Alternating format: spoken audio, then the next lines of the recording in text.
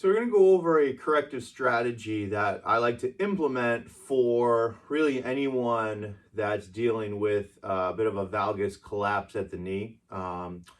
So if you notice anytime that knee is going to cave in or kind of that knock knee with walking, running, jumping, okay? Someone's going to jump and you see their knees come in and then they take off.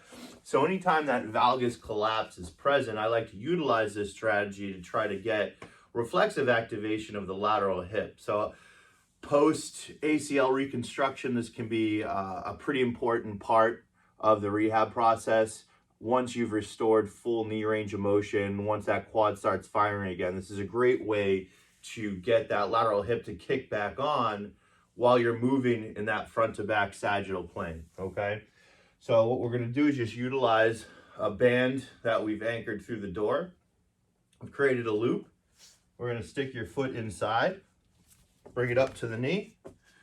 So now what we're doing is we're creating a force into the dysfunction of a valgus collapse. That band is going to pull us in. So from a neuromuscular reflexive training standpoint, that lateral hip is going to kick on to maintain neutrality at the hip. So now that we're here, we have our transverse and our frontal plane muscles kicked on.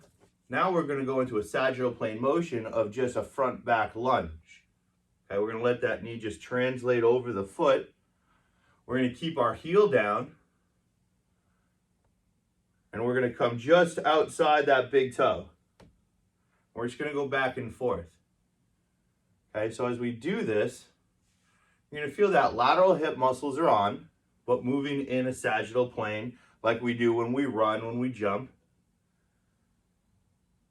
But the key is making sure that the musculature on the outside of the hip is on during those motions, not just moving laterally, but also it needs to be on moving front to back to stabilize and level the pelvis.